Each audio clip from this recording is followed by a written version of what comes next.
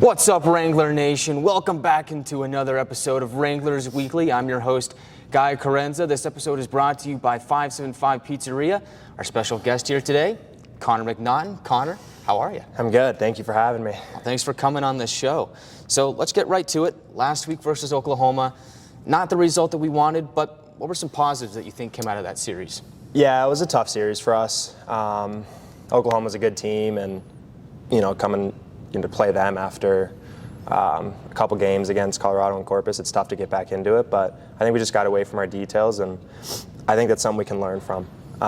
Just getting back to playing Wrangler hockey, just playing hard, physical, heavy, every shift, and just keep building shifts like that. So I think it's just more of a learning thing than anything for our group. I thought you made a really nice play on that Luke Morris goal on Friday. Kind of just take me through what you saw that led to that play developing. Yeah, so I think we're on the power play. Puck got dumped in, and Topi got it, took it behind the net. He was looking for me in front. A lot of traffic there, and then I just kind of batted one over to Luke, and lucky enough, he put it in for us. So it was a big goal. It was a big goal. And so talk about big stuff. You got the Rhinos coming up for the next 4 games, first 2 on the road, then back here. What do you think are some of the keys to the game, especially with that extended set of 4 games in that time span against a really good Rhinos team? What do you think are just some of the keys to victory? Yeah, I think it's definitely going to be a battle. We're going to have to treat it like a series. 4 straight games against any team isn't easy, but El Paso is a physical, tough team. But like I said, I think we just have to get back to our game. And when we play our game, I don't think there's many teams in this league that can beat us. So I think it's just getting back to that. And that was a theme for us this week, was just getting back to our details and playing the right way. And so this is your second year with the Wranglers. Obviously, you were here for last season's magical run to the playoffs. At this point in the season, with under 20 games left to go, you kind of mentioned it there, kind of like a mini playoff series right here with a team that's currently in playoff position. As a team, what's your approach coming into the home stretch here? I think every point's so critical, especially down this stretch. And these are the games you're going to have to win in playoffs. So it's good for us and good for our group to start now and try to take it one game at a time. But like I said, it just starts with our game and one shift at a time, just playing our game, getting pucks behind the D, being physical. But I think this could be a real big step for us, getting these 8 points. They're huge. And I think we could definitely go on a run from there. And so for you, you're having a career season, great year for you so far. Just kind of take me, what are you seeing out there? What's giving you the success here this season? I think it's just comfortability. It's not an easy league to come into. But after you have your first year and, things start to develop a little bit slower, the game starts to feel more comfortable for you, things start to open up, and, you just kind of develop as a player. And I think that's really just helped me a ton. But, also with the coaching staff and the guys, they make it so easy for everybody to just come in and just play your game and just have fun every day. So they make it really easy for us. And so for you, I noticed that early on in the season looked like you were playing more of a center role. Now we see you kind of playing that right wing position. How has that transition been for you, and is that something that you've done before? No, actually, I've been a center pretty much my entire life. And then, things happen throughout the season. Guys leave, guys get hurt, guys go down. So I'm just trying to fit into any role I can to help the guys win. And if that's on wing, then so be it. But it's definitely an adjustment, a little different than playing center, but I'm getting there. Well, it's been a good season so far. So kind of take me through your hockey journey then. We mentioned this is your second year in Amarillo, but kind of take me back to the beginning, kind of how you got into hockey and then how we end up here. Yeah, so I think I started skating when I was around 4. Played on my first team when I was 5, but growing up in Greenville, South Carolina, there's not a lot of ice there, not much hockey. But my dad and my cousins and my uncles, a lot of them played hockey growing up, so it was pretty easy for me. I just kind of had a passion for the game. I got it from my dad when I was young. And then I think I moved away from home when I was 14, went to Atlanta, played a couple years there, and then I was in Nashville for a couple years just playing youth hockey. And then I was lucky enough to get a tender from Carlos Cernas, who is my 18U coach for here, and Yeah, it's been great. I'm just really grateful for it. And so you mentioned kind of living in South Carolina with Greenville. Check out any Swamp Rabbits games? Yeah, been to a few. They actually used to let us come on the ice after periods and like play like little mini games and stuff during the intermission. So it was really cool for us.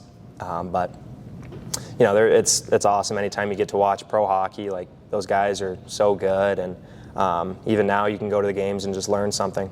Just go and watch and just have a good time. So for sure, yeah, that sounds awesome. Was there a guy or a player that you kind of looked up to, kind of model your game after, growing up?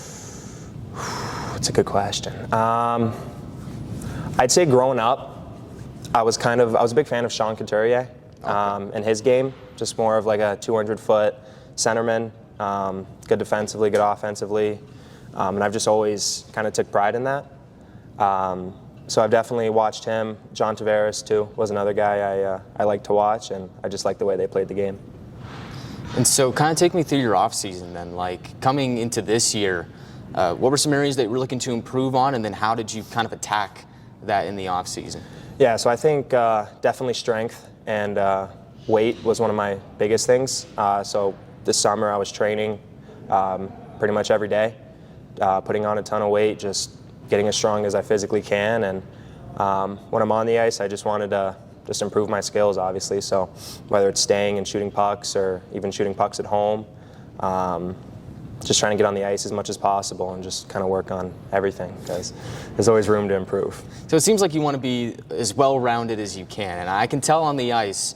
I mean, it seems like you're one of those guys that's really good in all facets of the game. So kind of just take me through your game day routine then. Like, how do you approach a game day?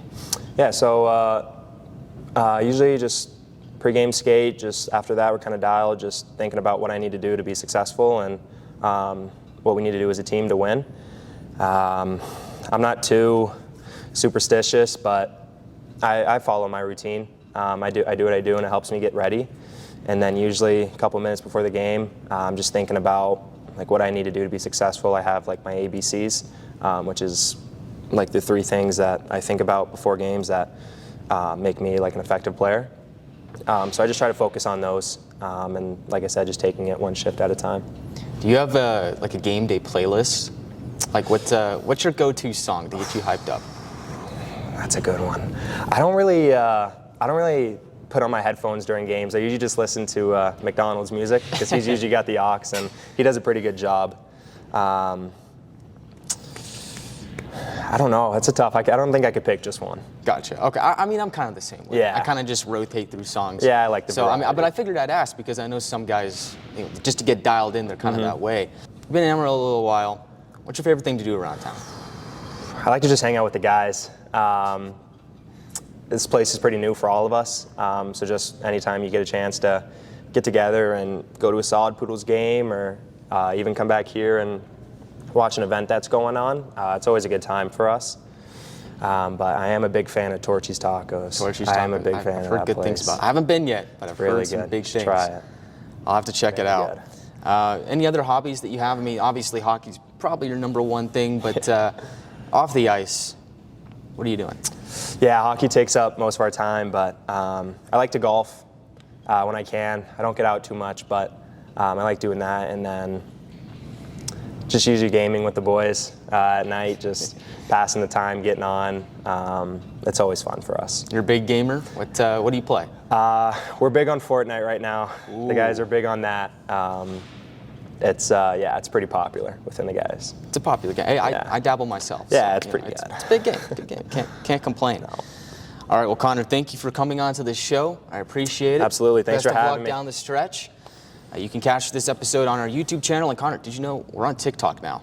I did know that. You guys should We're give on us a TikTok. follow. Give us a follow on the old We're TikTok. trying to grow it. I believe it's NAHL_Wranglers. Check us out on TikTok. We're on Instagram, Facebook. We're on X too. Give us a follow so you can stay up to date with everything that's happening with your Amarillo Wranglers. You can catch him and the rest of the Wranglers in action this Friday and Saturday in El Paso. It'll be on NATV, or you can listen in on our YouTube channel. I'm Guy Chiarenza. This has been Wranglers Weekly, presented by 575 Pizzeria. And we'll see you on the next episode.